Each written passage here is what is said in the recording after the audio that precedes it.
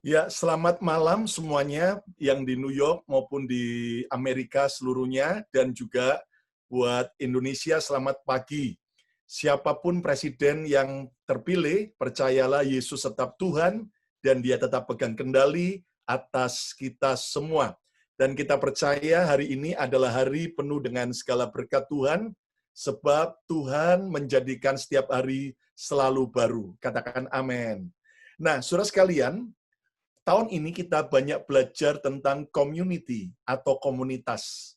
Dan bulan ini, bulan November, kita akan belajar subtema kita yaitu generosity atau kemurahan hati. Nah, berbicara tentang kemurahan hati, seringkali banyak orang berpikir, wah ini pasti bicara soal uang. Tetapi izinkan malam hari ini kita akan belajar pada satu area yang penting dalam kehidupan kita. Nah, kita lihat lebih dulu apa yang Alkitab katakan tentang kuasa kemurahan hati. Kita lihat dalam Amsal 11 ayat 24, saya pakai dalam The Message Bible Translation. Dikatakan the world of the generous gets larger and larger. The world of the stingy gets smaller and smaller. Alkitab berkata, kalau saya terjemahkan dalam terjemahan The Message ke Indonesia, dunia orang murah hati semakin besar dan semakin besar. Tuhan akan memperbesar kehidupan orang yang generous, yang bermurah hati. Ya, saya percaya Tuhan akan memperbesar kasih kita, memperbesar kebahagiaan kita, memperbesar kemurahan Tuhan dalam hidup kita, anugerah, berkat, serta pengurapan, serta hikmat, ya, yang pasti bukan perut kita yang diperbesar. Amin, saudara. Nah, tetapi Alkitab mengatakan sebaliknya, dunia orang miskin justru akan semakin kecil dan semakin kecil. Nah, saya berdoa biar semua kita diperluas oleh Tuhan, baik kebahagiaan kita, baik kesehatan kita, pengurapan, berkat, serta good influence, pengaruh-pengaruh yang baik. Nah, saudara sekalian, kita mengerti bahwa Alkitab mengajar buat kita untuk kita bermurah hati. Nah, ternyata kemurahan hati atau generosity yang harus kita miliki bukan hanya di area keuangan. Saya percaya saudara-saudara semua adalah orang-orang yang generous dalam soal keuangan. Yang generous, yang tidak pelit, katakan yes. Ya, yang tidak berani ngomong yes itu berarti masih pelit, saudara ya. Nah, tetapi juga kita harus generous di semua area kehidupan kita. Nah, hari ini kita akan belajar sesuatu yang sangat penting, generosity yang kita harus miliki, yaitu di area pengampunan. Kenapa? Karena Tuhan mau agar kita bermurah hati di dalam soal pengampunan. Nah, kenapa kita perlu belajar untuk generous dalam soal forgiveness? Tahukah Anda bahwa hari-hari ini dunia sedang dipenuhi dengan begitu banyak orang yang terluka, baik terluka dalam keluarga, terluka dalam pekerjaan, terluka dalam pelayanan, dalam komunitas, bahkan juga ada begitu banyak orang yang sedang sakit hati. Itu sebabnya kita lihat di mana-mana orang melampiaskan kemarahannya, kebenciannya, dan kita lihat hari-hari ini di sosial media, saudara, begitu banyak orang yang sebenarnya sedang terluka, sedang sakit hati. Nah, dunia sedang krisis tentang kemurahan dalam soal pengampunan. Lihat ada begitu banyak kasus demi kasus dalam keluarga yang terjadi antara suami istri, orang tua anak, antara ipar dengan ipar, menantu dengan mertua. Kenapa? Karena seringkali ada luka-luka yang belum disembuhkan. Nah, satu kali Simon Petrus datang kepada Yesus dan bertanya dalam Matius 18 ayat 21 sampai 22, Alkitab berkata, kemudian datanglah Petrus dan berkata kepada Yesus, Tuhan, sampai berapa kali aku harus mengampuni saudaraku jika ia berbuat dosa terhadap aku? Nah, sebuah pertanyaan yang mewakili pertanyaan setiap kita. Lalu Petrus mewakili semua kita, memberikan sebuah ukuran standar sesuai dengan yang dia pikir sudah paling banyak. Dia bertanya sampai 7 kali, lihat ayat 22. Dikatakan, Yesus berkata kepadanya, bukan, aku berkata kepadamu, bukan sampai 7 kali, melainkan berapa? Baca sama-sama, melainkan berapa? Sampai 70 kali 7 kali. Nah, saudara-saudara, bicara tentang 70 kali 7 kali, sebenarnya bukanlah soal angka. Berapa banyak maksimal kita harus mengampuni orang-orang yang menyakitkan kita. Tetapi di sini, ketika Yesus berkata, kamu harus mengampuni orang yang melukaimu, orang yang merugikanmu, orang yang telah menyakitimu, itu 70 kali 7 kali. Ini berbicara tentang sebuah standar ukuran yang sangat generous. Tuhan mau agar kita bermurah hati dalam soal pengampunan. Nah, kalau saya kaitkan dengan ayat yang pertama dalam Amsal 11 tadi, saya bisa kaitkan dengan soal pengampunan, bahwa pengampunan akan memperluas hidup kita. Amin. Memperluas kebahagiaan kita, memperluas berkat Tuhan dalam hidup kita. Pengampunan akan memperluas yang namanya hubungan kita dengan sesama. Sebaliknya, kebencian dan dendam justru akan mempersempit hubungan kita dengan banyak orang, semakin dipersempit, bahkan kebahagiaan kita, berkat rezeki kita pun akan tambah lama tambah sempit. Kenapa? Karena ada dendam yang belum dibereskan. Seorang yang bernama Albert Einstein, dia pernah berkata, weak person revenge. Orang yang lemah itu akan sakit hati dan membalas. Dia akan balas dendam. Strong people forgive. Orang yang kuat, dia akan mengampuni. Saya berdoa, saya percaya semua kita adalah orang-orang yang diberi Tuhan kekuatan untuk mengampuni. Katakan, yes. Intelligent people ignore. Orang yang cerdas itu, dia tidak pernah mau terganggu dengan apapun yang orang berusaha sakiti dalam hidupnya. Nah, saudara sekalian, hari ini pertanyaannya, apakah selama ini kita masih jadi orang yang lemah, yang kemudian kita begitu sulit, begitu miskin dalam soal pengampunan, ataukah kita sudah jadi orang yang kuat untuk kita bisa mengampuni, bahkan bukan sekedar mengampuni, tetapi sampai bermurah hati dalam soal pengampunan. Nah, saudara-saudara, saya mempelajari di Alkitab, ada seorang tokoh Alkitab yang sebenarnya orang ini sudah memiliki semua yang diimpikan oleh semua orang. Orang ini sudah punya keluarga baik, orang ini sudah punya kekayaan yang luar biasa, orang ini juga sudah punya kerjaan yang baik, bahkan kedudukan, bahkan dia seorang yang benar-benar terkenal dengan luar biasa. Dan tetapi sayangnya orang ini, saudaraku, dia punya semua yang kita impikan hari ini. Tapi dia ternyata tidak mempunyai kemurahan hati dalam soal pengampunan. Nah, siapakah tokoh Alkitab ini? Orang ini bernama Haman bin Hamedata, pejabat tinggi kerajaan Persia pada zaman Ratu Esther. Kalau nanti Anda baca dalam kitab Esther, Haman punya kekayaan, Haman punya pekerjaan dan kedudukan yang luar biasa. Dia menjadi pejabat tinggi kesayangan Raja Ahasiveros, Raja Persia, yang hari itu menaklukkan lebih dari 120 kerajaan. Dan Persia itu sekarang di mana? Itulah di negara Iran. Dan Anda mengerti, dari Iran, dari Persia sampai menguasai daerah India. Ada 120 kerajaan-kerajaan yang takluk dikalahkan oleh Persia. Nah, bahkan Haman punya keluarga yang baik. Tetapi sayangnya, Haman miskin dalam soal pengampunan.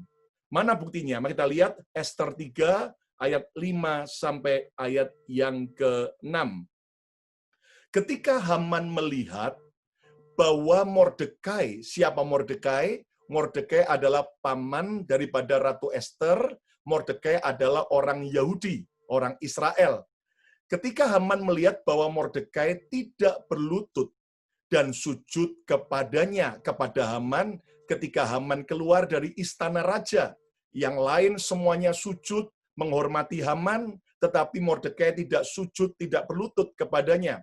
Alkitab berkata, maka sangat panaslah hati Haman.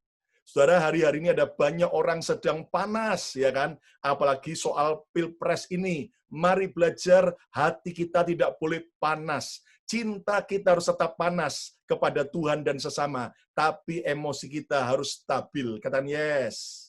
Ayat yang ke-6 dikatakan, tetapi ia, Haman, menganggap dirinya terlalu hina untuk membunuh hanya Mordekai saja. Lihat, hanya gara-gara tidak sujud memberi hormat, maka Haman mau membunuh Mordekai. Dan kalau Anda mengerti, sebenarnya latar belakang Mordekai, orang Israel, di dalam Taurat diajar, kita tidak boleh sujud berlutut di depan siapapun, termasuk di depan patung-patung berhala maupun di depan manusia, kecuali sujud hanya kepada Tuhan. Dan saudara, berarti Mordekai ini bukan tidak mau hormat kepada Haman, tetapi karena dia tidak boleh sujud menyembah kepada yang lain kecuali kepada Tuhan. Nah, lihat, karena orang telah memberitahukan kepadanya, kepada Haman, kebangsaan Mordekai itu. Ternyata Mordekai diinfo oleh yaitu informannya Haman bahwa Mordekai dari orang Yahudi, orang Israel. Jadi Haman mencari ikhtiar, berencana memunahkan, membunuh, membinasakan semua orang Yahudi. Bukan hanya Mordekai, tapi seluruh bangsa Yahudi mau dibunuh, yakni bangsa Mordekai itu di seluruh kerajaan Ahasiveros. Nah, Bapak Ibu, kalau Anda amati di dalam kitab Ester diperjelas, Haman ini disebut namanya Haman bin Hamedata, orang Agag. Nah, kata Agag, Anda masih ingat ada seorang raja yang bernama Raja Agag dari Amalek. Dan kalau Anda tahu, saudara, bahwa bangsa Amalek ya itu adalah bangsa yang menjadi musuhnya bangsa Israel.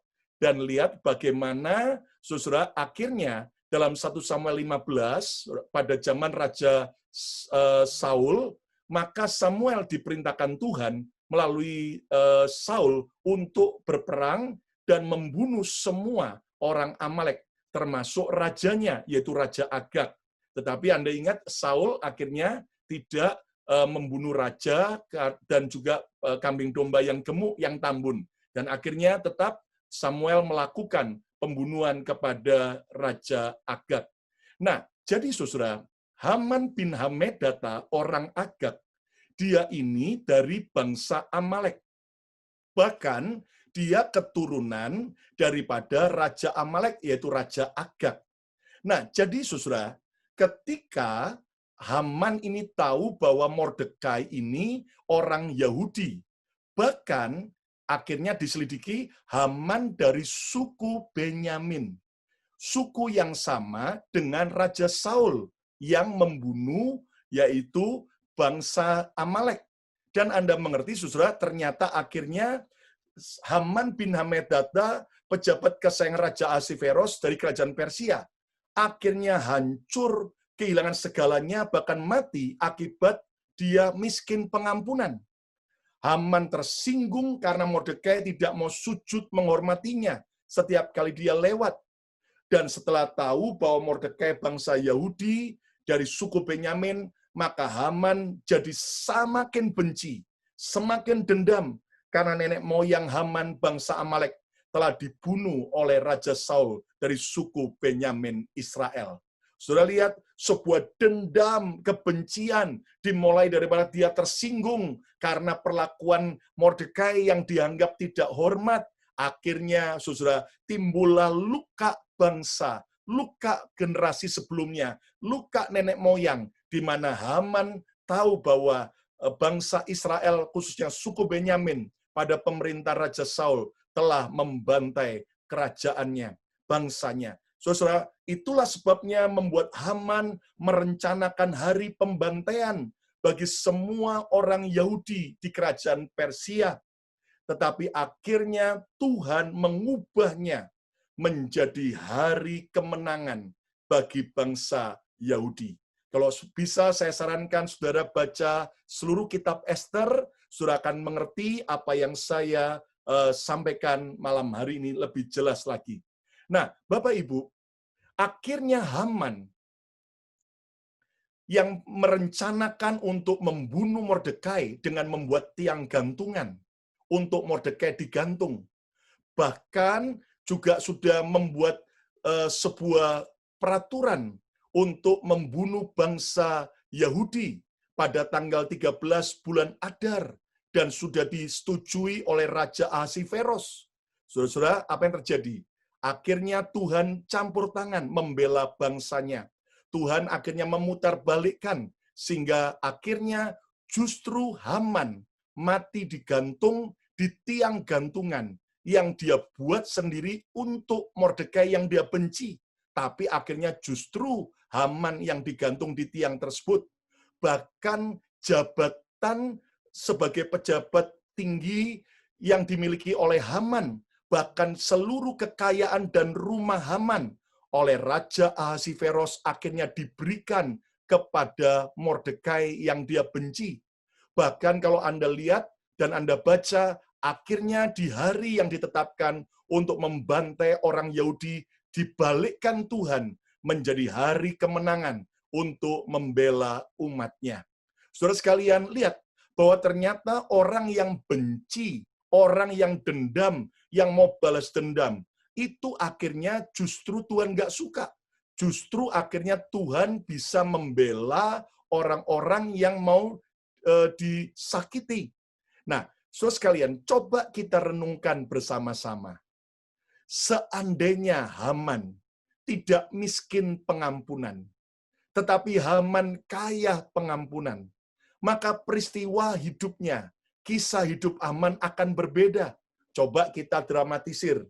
Ketika Haman punya kekayaan, kedudukan, keluarga baik, waktu dia keluar dari istana raja, semua yang lain sujud menghormati Haman, lalu Mordekai itu tidak mau sujud, lalu Haman tetap bersuka cita, lalu dia berkata, puji Tuhan, nggak ada masalah buat aku, terus Haman tetap melakukan kerjaannya dengan baik, dia tetap tidak pernah tersinggung, dia tidak pernah marah, dia tidak pernah benci kepada Mordekai, bahkan tidak mau membunuh bangsa Mordekai.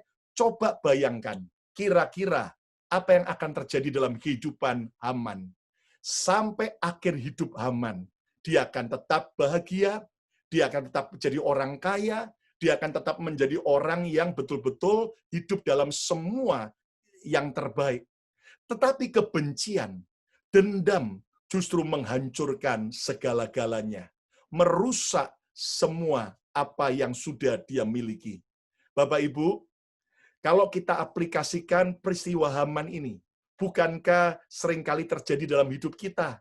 Ketika di sosial media ada orang menjelek-jelekkan kita, mengkomen hal-hal negatif, ketika ada anggota keluarga kita, atau bahkan teman baik kita, kemudian di depan kita baik, tetapi di belakang kemudian menjelek-jelekkan kita, memfitnah kita. Pertanyaannya, apakah kita memilih seperti Haman? Marah, panas, benci, tersinggung, kemudian kita mau balas lebih lagi, maka akibatnya kita akan mengalami kerugian. Jangan. Mari kita tidak menjadi orang yang miskin pengampunan, tetapi kita menjadi orang yang kaya pengampunan.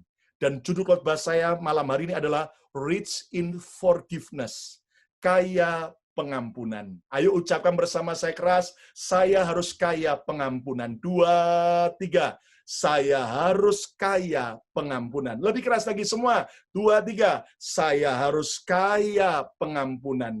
Jangan lagi miskin pengampunan, tapi jadilah orang yang kaya pengampunan. Ingat tadi 70 kali 7 kali, itu artinya kita tidak boleh miskin, kita tidak boleh pelit dalam mengampuni, tetapi bermurah hati, kaya dalam pengampunan. Katakan yes. Katakan yes. Dan Anda mengerti kalau saudara mau diperluas oleh Tuhan, Anda mau betul-betul diperlebar oleh Tuhan dalam berbagai area yang baik, mari kita belajar jadi orang yang kaya pengampunan. Saudara sekalian, itu sebabnya kita mengerti kejatuhan Haman terjadi hanya karena hal-hal sepele. Saudara, semua orang sadar kalau kita perlu diampuni. Semua orang juga sadar kalau dia harus mengampuni. Tetapi persoalannya, mengapa kenyataannya masih begitu banyak orang yang hidup dalam dendam dan kebencian? Saudara sekalian, mengapa ada banyak orang yang miskin dalam pengampunan? Baik itu orang yang belum percaya Yesus, tetapi juga kenapa ada banyak orang yang sudah percaya Yesus, bahkan sudah melayani Tuhan, tetapi miskin pengampunan. Nah, saya menghadapkan hal ini, saya berdoa, lalu kemudian saya mendapatkan beberapa jawaban penyebab orang miskin pengampunan. Mengapa orang kikir dalam soal mengampuni, pelit dalam soal mengampuni? Karena yang pertama, seringkali banyak orang berasumsi salah tentang pengampunan. Having the wrong assumption about forgiveness. Saudara sekalian, ketika kita berasumsi salah, kita beranggapan salah tentang mengampuni, maka kita tidak akan pernah bisa bermurah hati dalam pengampunan. Kita akan terus menjadi orang yang sulit mengampuni, pelit dalam soal pengampunan. Kenapa? Asumsi salah tentang pengampunan yang saya perhatikan adalah banyak orang menganggap bahwa mengampuni adalah tanda kelemahan dan tanda kekalahan. Oh, kalau saya diem saja waktu disakiti, kalau saya nggak bales dengan lebih jahat, oh itu tanda bahwa saya lemah, saya kalah. Orang berkata, kamu coward, kamu pengecut, kalau kamu nggak berani melawan orang itu karena dia sudah berbuat jahat. Tetapi, saudara sekalian, tahukah Anda bahwa itulah tipuan iblis? Iblis adalah pembenci, iblis adalah pendendam, dan dia mau kita semua hidup dalam benci dan kedendaman. Tetapi Tuhan mau agar saudara mengerti bahwa mengampuni itu bukanlah kelemahan. Mengampuni bukanlah tanda kekalahan, tetapi justru tanda kemenangan dan tanda kita kuat bersama Tuhan. Katakan amin. Asumsi salah tentang pengampunan berikutnya adalah banyak orang menganggap bahwa mengampuni itu akan merugikan dirinya sendiri. Oh, kalau kamu ngampuni, kamu rugi besar. Siapa bilang? Itu tipuan iblis. Itu cara pandang yang salah. Alkitab justru mengajarkan ketika kita tidak mau mengampuni, ketika kita miskin pengampunan, maka kita sendiri yang akan rugi. Alkitab mengajarkan bahwa kalau kita tidak mau mengampuni orang yang bersalah kepada kita, maka Tuhan pun tidak mengampuni kita. Buktinya dalam doa Bapa kami, ya Bapa ampunilah kesalahan kami, sama seperti siapa? Kami mengampuni orang yang bersalah pada kami. Kalau kita tidak mau mengampuni si monyet satu itu, ya kan? Maka kita juga nggak akan diampuni oleh Tuhan. Rugi nggak? Rugi sendiri, ya kan? Kenapa? Ya kan? Kalau kemudian orang berkata bahwa mengampuni itu merugikan kita, salah. Justru waktu kita mengampuni itu untung. Kenapa? Alkitab juga berkata kalau kita tidak mau mengampuni, itu akan merusak diri kita. Kitab Ayub berkata bahwa oleh sakit hati orang akan dibunuh. Saudara lihat, ada banyak orang kemudian rusak kebahagiaannya. Lihat, gara-gara dendam, gara-gara tersinggung, kebahagiaannya rusak. Makan apapun rasanya nggak enak. Biar makan steak, rasa sandal jepit, saudara itu, ya kan? Kenapa? Karena gara-gara kita, saudara, tidak mau mengampuni, bahkan bisa merusak yang namanya hubungan, merusak yang namanya apa? Kesehatan. Saya sudah menjumpai orang-orang yang kena cancer, orang-orang yang kena gondok, orang-orang yang kena berbagai penyakit, ujung-ujungnya karena dia simpan dendam yang sangat berat kepada seseorang. Nah, bahkan Alkitab menjelaskan kalau kita tidak mau mengampuni, doa kita terhalang. Bahkan kita tidak masuk surga. Sebab 1 Yohanes berkata, pembenci itu adalah sama dengan pembunuh. Dan pembunuh tidak masuk surga. Nah, sekarang pertanyaannya, yang rugi siapa? Kalau yang kita benci memang dia jahat hari ini. Memang dia betul-betul kurang ajar. Tapi siapa tahu tahun depan, waktu dia ketemu sama Pastor Yongki, orang itu bertobat. Ya kan? Nah, saya mau tanya, waktu dia bertobat, dia masuk surga nggak? Masuk surga. Kita yang benci, nggak masuk surga, masuk neraka. Yang rugi siapa? Ya, kita lagi. Makanya, kalau saudara selama ini punya paradigma, asumsi yang salah, oh, mengampuni itu merugikan diri saya. Buang jauh-jauh. Karena justru waktu kita mengampuni, kita yang diuntungkan. Katakan yes. Lalu asumsi yang salah tentang pengampunan, orang menganggap mengampuni itu sulit. Sulit, pastor. Ngomongnya enak, jalaninya sulit. Saudara sekalian, tahukah Anda, apapun yang kita anggap sulit, pasti akan jadi apa? Sulit. Tetapi apapun yang sulit, yang kita anggap, aku bisa, aku pasti bisa, akan pasti bisa. Amin. Buktinya, Bapak Ibu masih ingat ketika kita belajar sepeda. Ya, saya mau tanya dulu, orang-orang ini semua bisa naik sepeda nggak? Jangan-jangan sudah usia tapi nggak bisa naik sepeda, sudah ya. Nah, masih ingat dulu waktu kita mau belajar sepeda, kita ngomong, nggak bisa, sulit naik sepeda, sulit, nanti jatuh. Tapi toh setelah kita belajar, bisa nggak naik sepeda? Bisa, ya kan? Bahkan mungkin kita sudah lama nggak sepedaan, sudah 10 tahun lebih, kira-kira kalau saya pinjamin sepeda saya, saudara bisa naik sepeda lagi nggak? Bisa, ya kan? Dan bahkan kita sudah tambah lama, tambah mahir. Kadang-kadang sambil naik sepeda, 2 tangan dilepas, tetap jalan, ya kan? Bahkan tutup mata, tetap jalan. Buka mata sudah di ICU, saudara. Nah, Bapak Ibu, apapun yang kita anggap sulit, itu selamanya akan jadi sulit. Tapi apapun yang sulit yang kita mau lakukan, bersama pertolongan Tuhan pasti bisa. Amin. Kalau Tuhan mengajar untuk kita mengampuni, dia tahu pasti kita bisa mengampuni. Nah, jadi saudara, penyebab orang miskin pengampunan yang pertama, karena berasumsi salah tentang pengampunan. Yang kedua, orang miskin pengampunan karena bertindak salah dalam mengampuni. Mau saya mengampuni, tapi nggak bisa, gagal terus. Kenapa? Karena dia bertindak salah dalam mengampuni. Nah, apa sih tindakan salah dalam mengampuni? Ada banyak orang mengampuni dengan syarat. Oke, aku mau ampuni, asal dia minta ampun. Oke, aku mau ampuni, asal dia berubah. Oke, suamiku yang jahat aku mau ampuni, asal. Oke, istriku yang cerewet aku mau ampuni, asal. Oke, aku mau ampuni orang tuaku, anakku, aku mau ampuni musuhku, asal. Nah, seringkali kita bertindak salah dalam mengampuni karena kita menetapkan syarat. Nah, Bapak Ibu, kalau kita terus mengampuni dengan syarat, kita tidak akan pernah jadi orang yang kaya dalam pengampunan. Buktinya siapa? Tuhan Yesus. Coba lihat di atas kayu salib.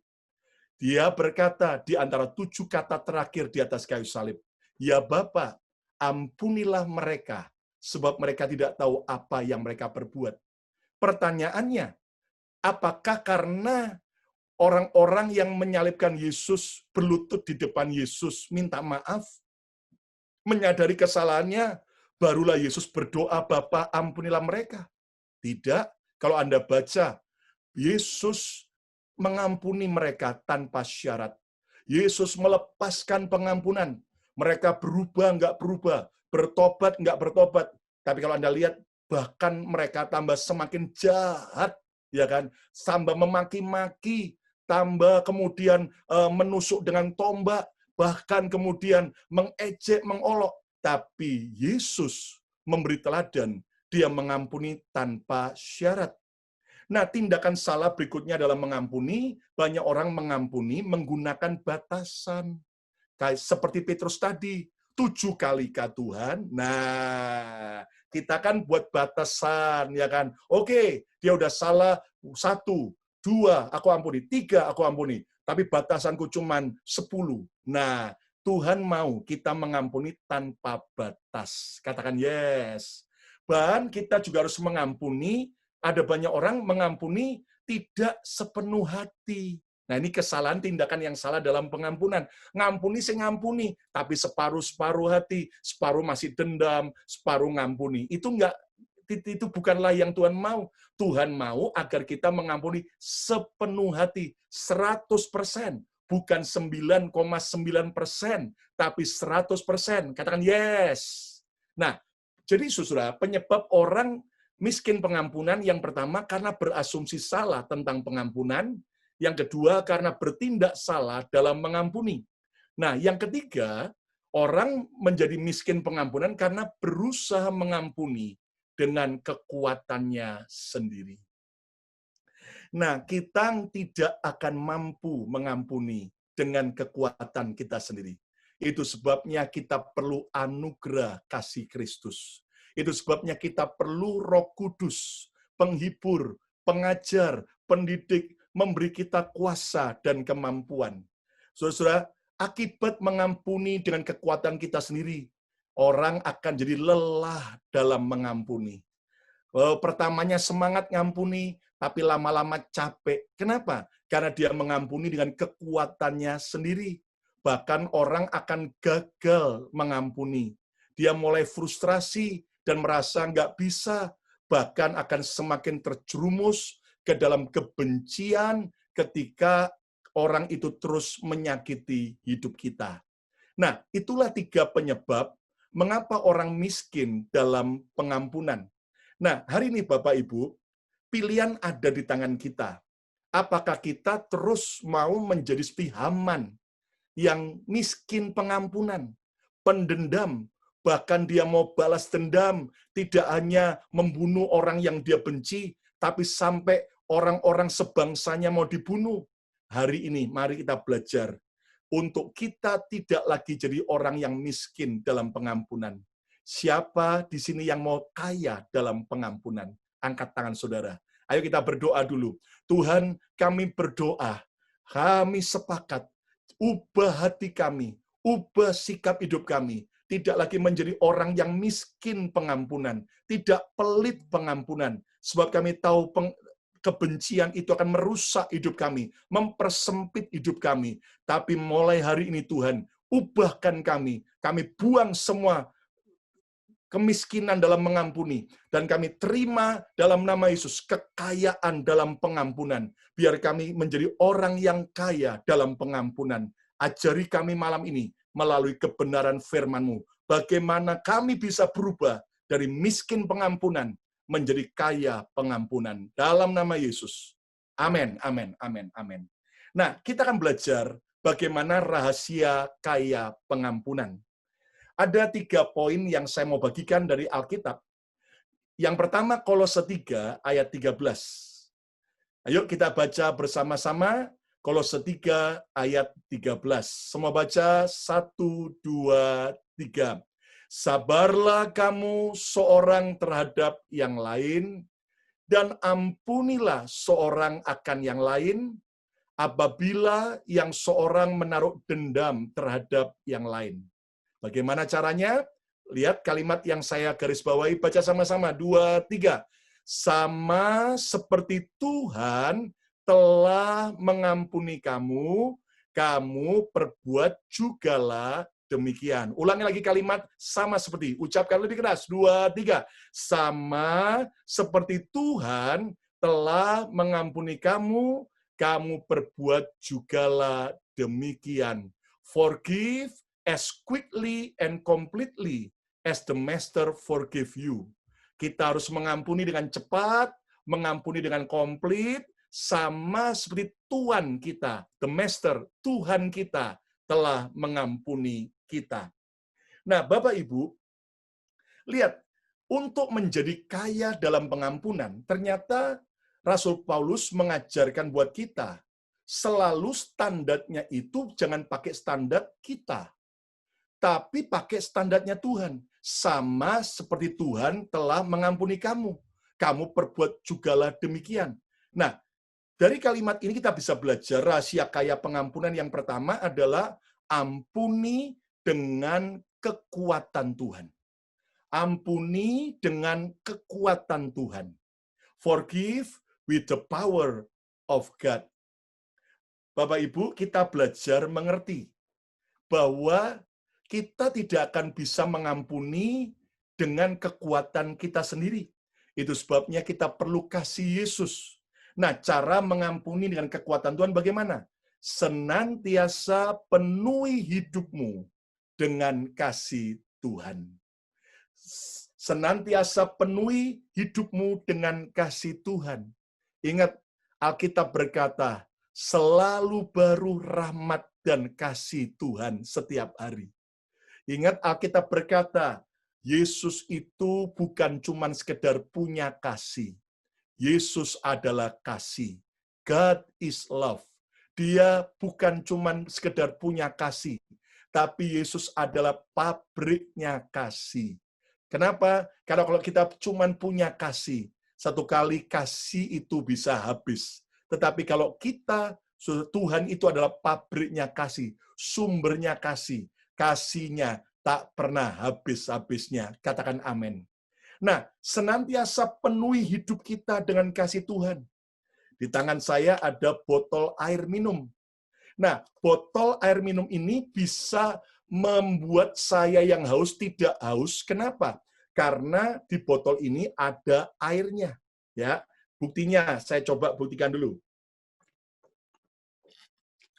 Nah, lihat, karena ada isi airnya, maka saya tidak haus lagi. Tetapi kalau sampai botol ini kosong, maka kira-kira apa yang bisa diberikan kalau kosong? Nggak bisa. Nah, kenapa banyak orang jadi frustrasi, berat dalam mengampuni pasangannya, mengampuni orang tuanya, mengampuni anaknya yang mungkin kurang hormat, mengampuni mertuanya, menantunya, mengampuni orang lain. Karena dia kosong dari kasih Yesus. Nah, hari ini izinkan kasih Tuhan senantiasa memenuhi hati kita. Di tengah dunia yang tambah jahat, di tengah dunia yang semakin egois, yang penuh dengan orang yang menyakitkan, mari kita senantiasa penuhi hati kita dengan kasih Yesus. Bagaimana caranya, Pastor? Saya ini mau sih, tapi tetap saya nggak bisa rasakan kasih Yesus. Persoalannya sama dengan botol ini. Bagaimana botol yang kosong bisa kembali saya isi penuh dengan air? Buka tutup botolnya. Nah, kalau saya buka, berapapun air bisa masuk. Tapi kalau saya tutup rapat-rapat, berapapun air tidak akan pernah bisa masuk dalam botol ini. Bapak Ibu, hari ini, bukalah hatimu bagi kasih Yesus.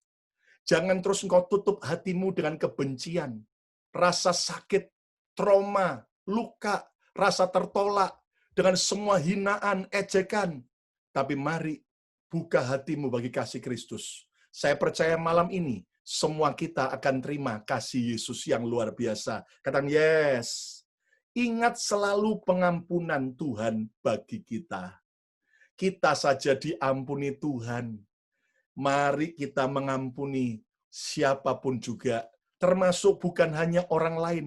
Kita harus mengampuni diri kita sendiri.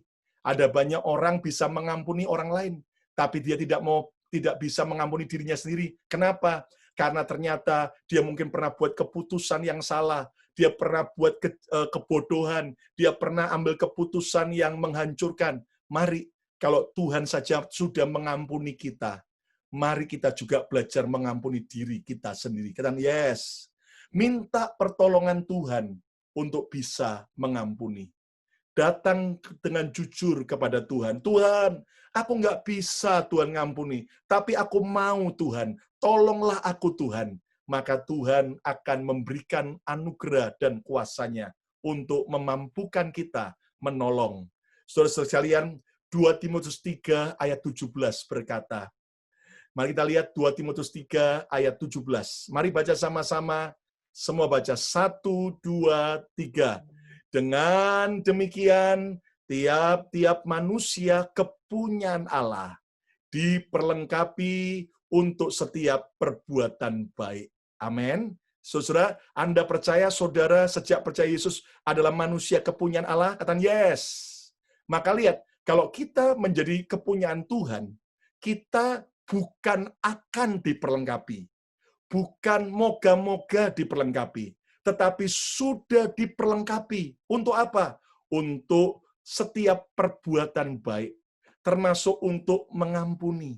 Percayalah, kita bukan akan dikuatkan Tuhan, tapi Tuhan sudah memberi kekuatan buat kita. Tuhan sudah memperlengkapi kita untuk memberikan pengampunan. Katakan amin. Saudara, satu kali ada seorang suami yang disakiti oleh istrinya. Suami ini dikhianati oleh istrinya. Bahkan akhirnya kepergok. Dan itu betul-betul melukai hati sang suami. Dalam bimbingan penggembalaan, saya terus mengajarkan bagaimana dia harus mengampuni.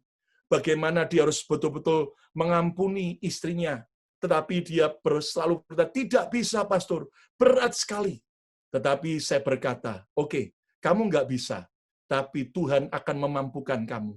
Saya doakan dia. Saya bilang, Miri, asal kamu mau saja, nanti Tuhan akan tolong kamu. Dan akhirnya saya bimbing dia doa dengan linangan air mata. Dia ucapkan, aku mau mengampuni istriku. Dia sebut namanya. Dan Anda tahu itu suatu beban yang berat sekali.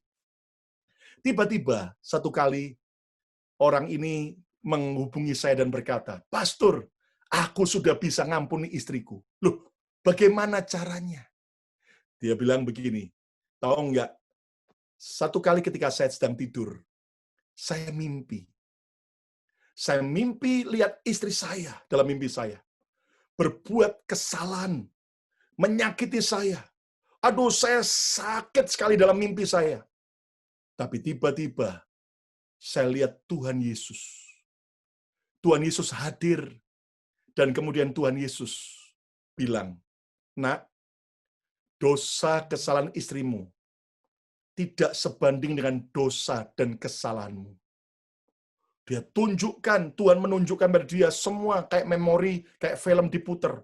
Kamu sudah pernah ini, kamu sudah pernah ini, kamu sudah pernah ini. Waduh, dia kemudian nangis, iya Tuhan, aku jahat sekali Tuhan. Kemudian Tuhan berkata, hari ini kamu harus tahu aku mencintaimu. Aku mengampunimu. Dan dia nangis, terima kasih Tuhan. Dan Anda tahu, saudara, tiba-tiba dalam mimpi itu dia lihat istrinya lagi. Maka dia sadar, kesalahan istrinya tidak ada bandingannya dengan kesalahan dia yang lebih parah.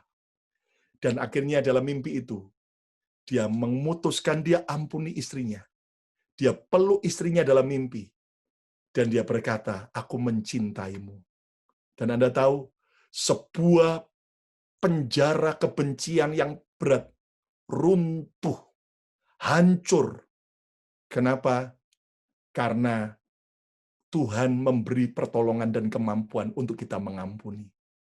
Ampuni dengan kekuatan Tuhan, bukan dengan kekuatan kita sendiri. Katakan amin. Yang kedua, rahasia kaya pengampunan. Markus 11 ayat 25.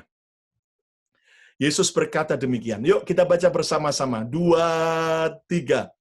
Dan jika kamu berdiri untuk berdoa, ampunilah dahulu sekiranya ada barang sesuatu dalam hatimu terhadap seseorang, supaya juga Bapamu yang di surga mengampuni kesalahan-kesalahanmu. Bapak Ibu, setiap kali kamu berdiri untuk berdoa, kata Yesus, ampunilah dahulu kesalahan orang lain. Wow, ternyata Berapa sering kita berdoa? Saya yakin hampir setiap hari. Bahkan di tengah-tengah pandemik ini saya yakin saudara hampir setiap saat Anda berdoa. Para pendoa-pendoa yang cinta Tuhan katakan yes. Tapi lihat, Tuhan berkata demikian, setiap kali kamu berdiri untuk berdoa, ampuni lebih dulu. Bapak Ibu, lihat berarti kita ini diajar Tuhan. Mengampuni tidak pakai syarat. Tidak dibilang ini, ampunilah dahulu asal orang yang menyakitimu itu datang. Tapi kita harus mengampuni tanpa syarat. Forgive without condition. Mengampuni tanpa sebuah syarat. Nah, Bapak Ibu, yang pertama ampuni dengan kekuatan Tuhan. Tapi yang kedua ampuni tanpa syarat. Mari seperti Tuhan sudah mengampuni kita tanpa syarat. Dia sudah rela mati buat kita bukan setelah kita baik, tapi justru waktu kita jahat, waktu kita masih berdosa, waktu kita masih hancur, dia udah mengasihi kita. Mari kita juga mengampuni tanpa syarat. Nah, cara mengampuni tanpa syarat adalah apa? Nikmati keindahan kasih tanpa syarat. Kalau orang belum pernah merasakan diampuni, dia akan sulit mengampuni. Maaf kata, kalau orang belum menikah, dia akan sulit untuk menolong, memberi nasihat kepada orang yang sudah menikah. Bisa jadi cuman karena teori. Bisa jadi cuman karena sebuah jabatan pelayanan. Tetapi kalau orang sudah menikah, dia akan dengan mudah memberi nasihat terhadap orang-orang yang lain dalam soal pernikahan mereka. Orang yang belum pernah ke Eropa tidak akan pernah bisa betul-betul cerita tentang Eropa. Mungkin dia bisa tahu belajar dari internet, tetapi berbeda dengan orang yang sudah pernah menginjakkan kaki ke Eropa. Karena dia akan cerita bukan dari pengetahuan, tetapi dari pengalaman. Nah, kenapa ada banyak orang tidak bisa mengampuni tanpa syarat? Karena dia belum menikmati keindahan kasih tanpa syarat. Paulus berkata, aku berdoa biarlah orang-orang kudus. Lihat, bukan cuma orang yang belum percaya Yesus loh, tetapi justru orang-orang kudus, orang-orang yang sudah percaya, dapat memahami betapa lebarnya, betapa panjangnya, betapa tinggi dan dalamnya kasih Kristus. Bapak Ibu, ada banyak kita pandai bicara soal kasih. Berapa banyak kita sering nyanyi tentang kasih Yesus. Tapi pertanyaannya, sudahkah kita menikmati kasih-Nya, kebaikannya, pengampunannya, yang mengampuni kita tanpa syarat? Apapun kondisinya, tetap harus diampuni. Itulah cara mengampuni tanpa syarat. Jangan lagi membuat sebuah kondisi tertentu, tapi apapun kondisinya, ampuni. Karena mengampuni bukan merugikan kita. Mengampuni justru menguntungkan diri kita sendiri. Bahkan berapa kali kesalahan diperbuat, harus tetap diampuni.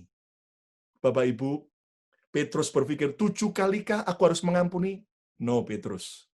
70 kali 7 kali. Ini bicara tanpa batasan.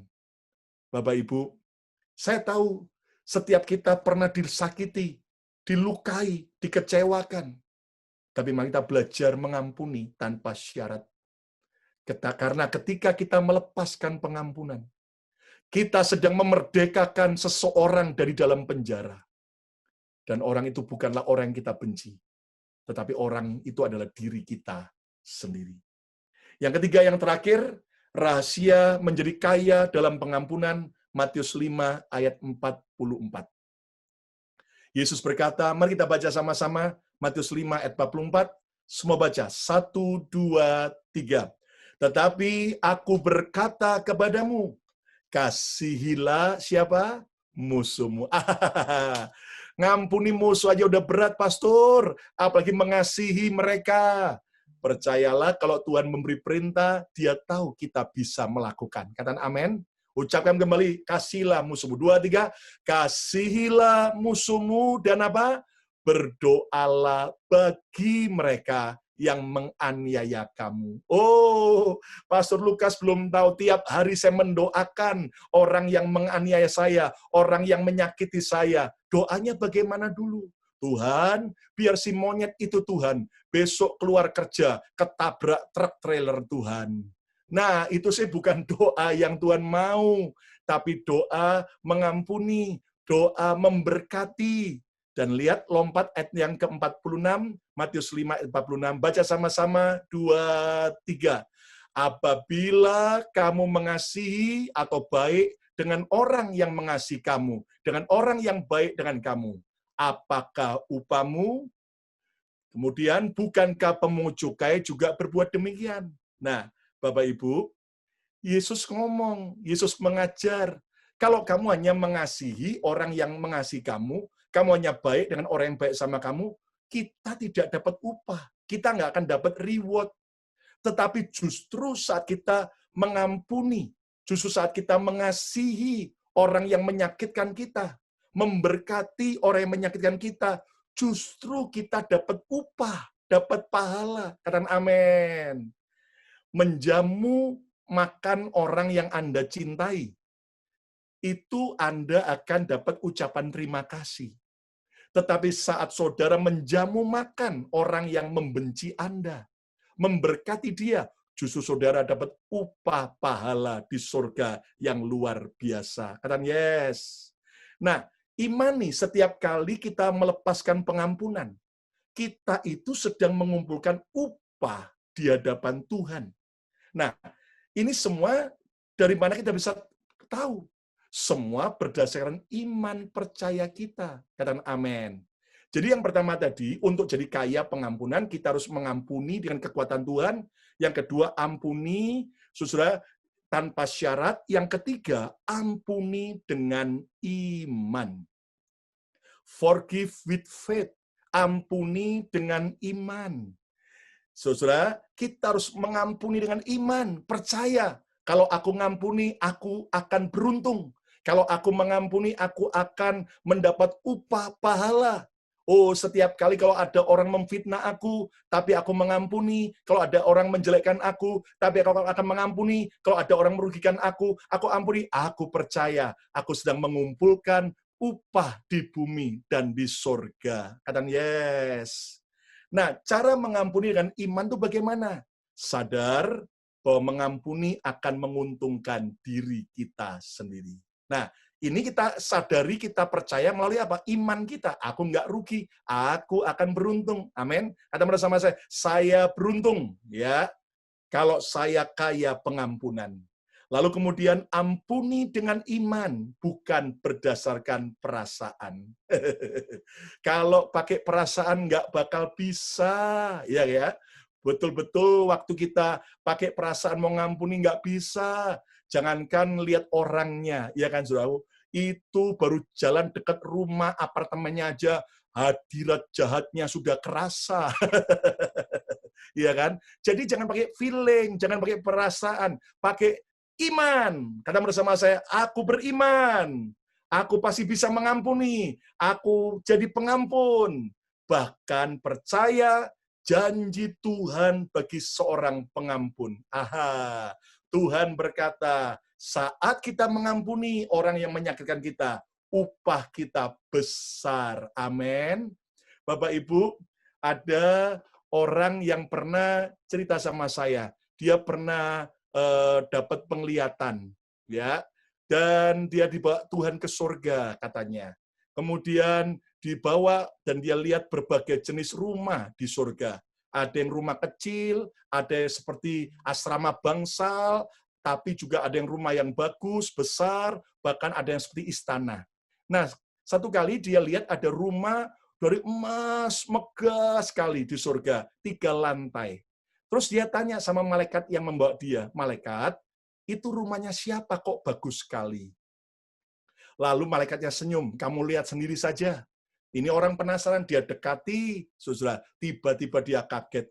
Di depan rumah itu ada tulisan, Lukas Kusuma. Ya, diimani saja, kan penglihatan yang baik, ya kan? Wow, jadi ternyata Bapak Ibu, Kalau kita dibenci orang, tapi kita mengampuni, kita tidak mau dendam, disakiti orang, tapi kita tidak benci, tapi kita mengampuni. Lihat, kita itu sedang mengumpulkan emas rumah kita di surga. Ya kan?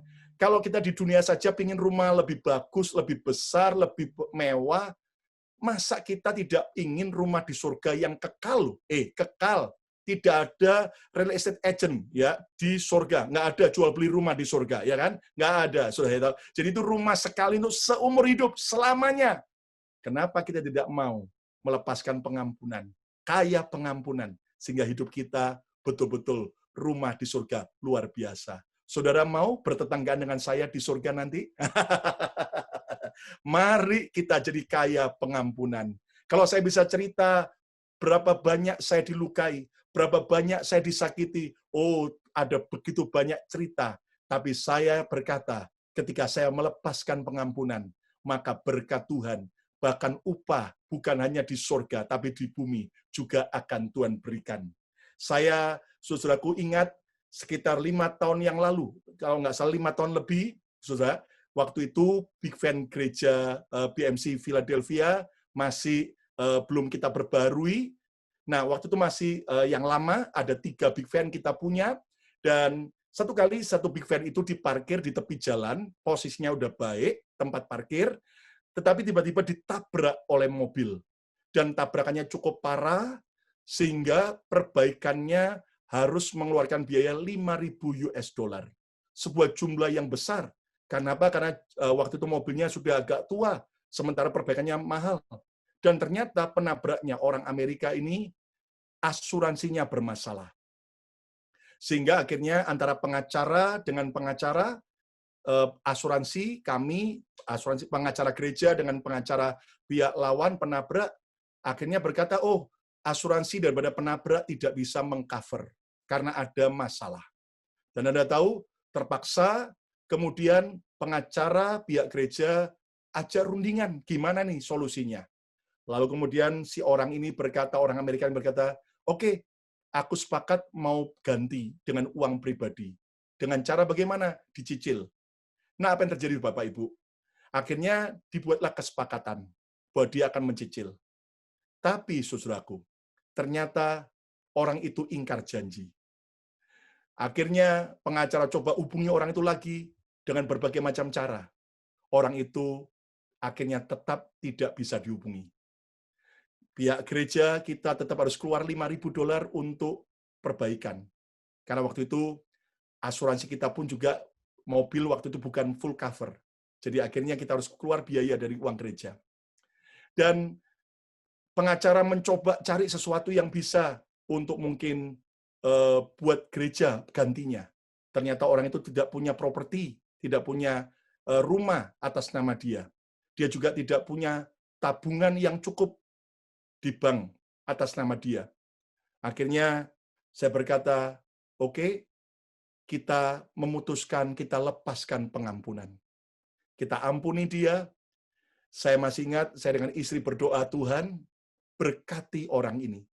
Supaya satu hari orang ini bisa dapat berkat dan punya uang. Sehingga bisa membayar kewajibannya. Kami lepaskan berkat, kami ampuni. Ya, jadi seperti yang Yesus tadi ajarkan, berdoalah bagi orang yang pernah merugikan kamu. Bukan malah dikutuki, bukan malah dicaci maki. Sudah selesai. Dan kami sudah sampai lupa. Ternyata lewat 5 tahun lebih, kami sampai lupa. Tiba-tiba beberapa minggu yang lalu, kami terima 2 cek kiriman. Yang pertama sejumlah 2.500 US dollar, cek yang kedua 1.000 US dollar. Totalnya 3.500 dolar. Yang mengirim adalah si penabrak. Dan dia berkata, sisanya 1.500. Saya akan bayar beberapa bulan lagi. Dan saudara, akhirnya kami cairkan secara bertahap seperti yang dia minta, 3.500 US dollar itu, dan puji Tuhan kedua-duanya sudah cair. Dan saudara lihat, ini mujizat. Kenapa saya berkata mujizat? Karena kita sendiri aja udah lupa. Sudah lama sekali. Tapi percayalah saat kita mengampuni dan memberkati, Tuhan tidak pernah lupa. Tuhan tidak pernah ingkar janji. Malam ini, hari ini, siapapun yang melukai saudara, siapapun yang merugikan saudara, siapapun yang menyakiti saudara, jangan menjadi seperti Haman yang hancur gara-gara dendam, gara-gara dia miskin dalam soal pengampunan. Kesimpulannya, jadilah orang yang kaya dalam pengampunan. Kalau selama ini kita belajar generosity, mungkin, dan saya percaya saudara sudah sangat generous dalam soal keuangan. Tapi Tuhan juga mau kita berkemurahan hati dalam soal pengampunan. Penyebab orang miskin pengampunan, yang pertama karena berasumsi salah tentang pengampunan. Buang semua pikiran yang salah. Kita justru yang beruntung saat kita mengampuni. Kita bukan orang yang kalah, bukan coward saat kita mengampuni. Justru saudara adalah pemenang. Saudara adalah orang yang kuat. Yang kedua, karena bertindak salah dalam mengampuni. Hari ini jangan mengampuni dengan tindakan-tindakan yang salah. Yang ketiga, karena banyak orang berusaha mengampuni dengan kekuatannya sendiri. Dan orang itu akan gagal dan frustrasi. Dan justru akan semakin benci. Tetapi rahasia kaya pengampunan ada 3. Yang pertama, ampuni dengan kekuatan Tuhan. Kekuatan Tuhan jauh lebih kuat daripada kekuatan kebencian kita. Dia sanggup dan mampu untuk menguatkan dan menolong kita. Yang kedua, ampuni tanpa syarat. Ukurannya, standarnya bukan standar dunia. Bukan standar diri kita, tapi pakai ukuran Tuhan. Dia mengampuni kita tanpa syarat. Mengapa kita masih miskin dalam pengampunan? Dan yang ketiga, ampuni dengan iman. Jangan pakai perasaan. Imani ketika kita mengampuni, kita akan mendapat upah pahala yang luar biasa. Dan Tuhan tidak akan pernah mempersempit hidup kita. Tetapi orang yang murah hati dalam pengampunan, hidupnya akan diperluas. Diperluas. Sehingga Anda dan saya akan melihat kemurahan demi kemurahan Tuhan akan nyata dalam diri kita. Sebelum kita menerima pengurapan, kita akan sama-sama menyembah Tuhan. Dan ambillah komitmen keputusan untuk kita melepaskan pengampunan. Saya berdoa biar firman ini mengubah hidup kita. Bukan lagi menjadi orang yang pelit pengampunan, tapi menjadi orang yang kaya dalam pengampunan. Dan ambillah keputusan kalau ada saudara-saudara yang masih punya kebencian, dendam. Saya sudah ngampuni pastor, tapi setiap kali saya ingat, saya sakit lagi. Itu tanda Anda belum sembuh total. Lepaskan pengampunan. Sambil saudara di rumah masing-masing yang menyaksikan, buatlah doa pribadi. Keputusan lepaskan pengampunan buat orang-orang itu.